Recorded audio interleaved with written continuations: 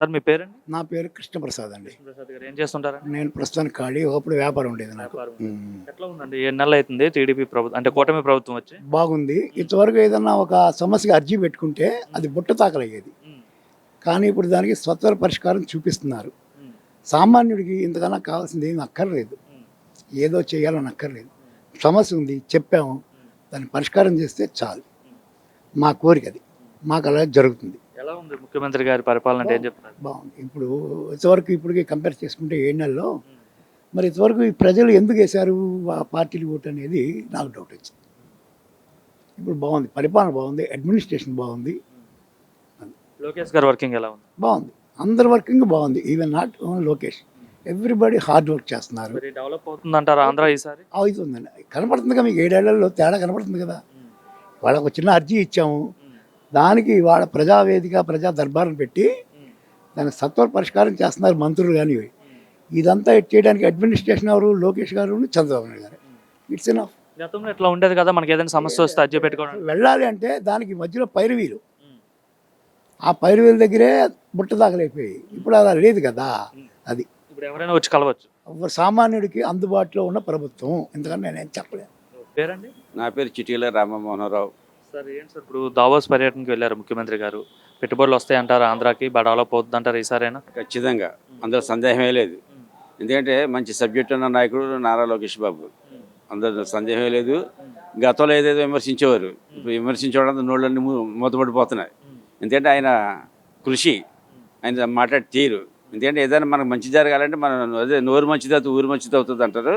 ఆ రకంగా సబ్జెక్ట్ ఉంది కాబట్టి చక్కగా అందరితో మాట్లాడి వాళ్ళందరినీ కూడా మన ఆంధ్రప్రదేశ్కి ఇన్వైట్ చేస్తున్న కంపెనీలన్నీ మంచి మంచి ఇండస్ట్రీస్ ఫ్యాక్టరీస్ రావడం ఖాయం. నిరుద్యోగులుగా నా విద్యార్థులందరికీ కూడా ఉద్యోగాలు రావడం ఖాయం. అందరూ సందేహమే లేదు. అంటే చాలా మంది ట్రోల్ చేసేవారు కదా లోకేష్ని, అసలు రాజకీయాలకు పనికిరాడు, కనీసం మాట్లాడడం కూడా రాదు, అసలు రాజకీయాల్లో అసమర్థుడు అని చెప్పి. అంతే ఇప్పుడు అక్కడ నోట్ మాట్లాడట్లా. అప్పుడు ఏదో వాగేవారు పిచ్చి పిచ్చి. కానీ ఇప్పుడు ఆ మాట్లాడి విమర్శించడానికి వాళ్ళకి ఆ స్థాయి సరిపోవటాల. ఈయన మాట తీరు, ఈయన సబ్జెక్టు, ఈయన మాట్లాడి ఇంగ్లీషు అనర్గళం. అప్పుడు ఏదేదో వాగేవారు అలాగని ఇలాగని. ఇప్పుడు ఏమీ లేవు.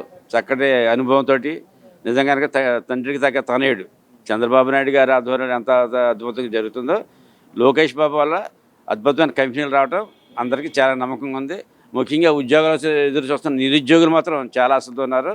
వాళ్ళ ఆశలు నెరవేర్చడం ఖాయం. అంటే మరో పక్క చంద్రబాబు అప్పుడు 95లో బిల్గేట్స్ని కలిశారు. మళ్ళీ నిన్న కూడా అంటే దావోస్ పర్యటనలో భాగంగా బిల్గేట్స్ని మళ్ళీ కలిసిన పరిస్థితి. ఏం చెప్తారు దానికోసం? చంద్రబాబు నాయుడు గారు, లోకేష్ బాబు గారు, చంద్రబాబు నాయుడు గారి విజన్, ముందు చూపు ఎక్కువ ఆయనకి. ఒకప్పుడు హైదరాబాద్కి ఇదే అంటే విమర్శించారు. ఇప్పుడు నిజంగా అప్పుడు మన హైదరాబాద్ అన్నీ తీసుకురాబట్టి ఒక రేంజ్లో ఉంది హైదరాబాద్. ఆ తర్వాత విడిపోయిన తర్వాత నష్టాల నుంచి మన ఆంధ్రప్రదేశ్ బయటపడింది. కానీ నష్టాల నుంచి బయటపడినప్పటికి కూడా పెన్షన్స్ కానీ ఉద్యోగస్తులకి జీతాలు ఇబ్బంది లేకుండా సక్రమంగా చూసిన ఘనుడు నారా చంద్రబాబు నాయుడు గారు. విజన్ 2047 అంటున్నారు, స్వర్ణాంధ్ర 2047 అంటున్నారు. చేయగలుగుతాడా చంద్రబాబు? ఖచ్చితంగా చేయగలుగుతారు. ఎందుకంటే ఆయనకు నాలెడ్జ్ అటువంటిది. ఆయన ఆరోగ్య పరిస్థితి, ఆలోచన, ముందు చూపు ఇవన్నీ అంటే ప్రజలకు మాత్రం బాగా నమ్మకం ఉంది.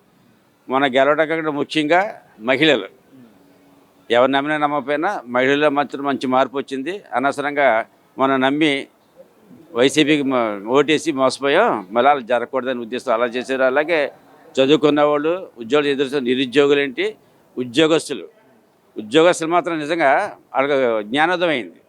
మళ్ళీ ఇంకెప్పుడు అటువంటి పొరపాటు జరగరు. నిజంగా 2019లో కూడా మనం గెలుచున్నట్టయితే ఈ పాటికి మన రాష్ట్రం ఒక రేంజ్లో ఉండేది. ఇంచుమించు అప్పుడు ఏదో మన అంటాం పశ్చిమ బెంగాల్ అని, బీహార్ కాకుండా ఇది ఉంది కదా మహారాష్ట్ర, ఏ రేంజ్లో ఉన్నాయో అవన్నీ దాటి మంచి రేంజ్లో ఉండేది. కానీ అటువంటిది ఈ జగన్మోహన్ రెడ్డి మాయమాటలు నమ్మి ఉద్యోగస్తులు మోసపోయారు, సామాన్య ప్రజలు మోసపోయారు. మరి నిజంగా మరి చంద్రబాబు నాయుడు గారి టైంలో ప్రతి కార్పొరేషన్కి మే, జూన్లో నిధులు మంజూరయ్యాయి. కానీ జగన్మోహన్ రెడ్డి టైంలో 22 ఉండే కార్పొరేషన్ ఫెడరేషన్ని 56 చేశారు. సంతోషం. కానీ దేనికి నిధులు లేవు. ₹1 ఎప్పుడు జమ చేయాల. అదే ఆయన ఘనత, అదే అద్భుతం అంటారు. మరి అంటే వాళ్ళ దృష్టి అంటే నాశనం చేయడం సంక్షేమం. అది. Okay, thank you.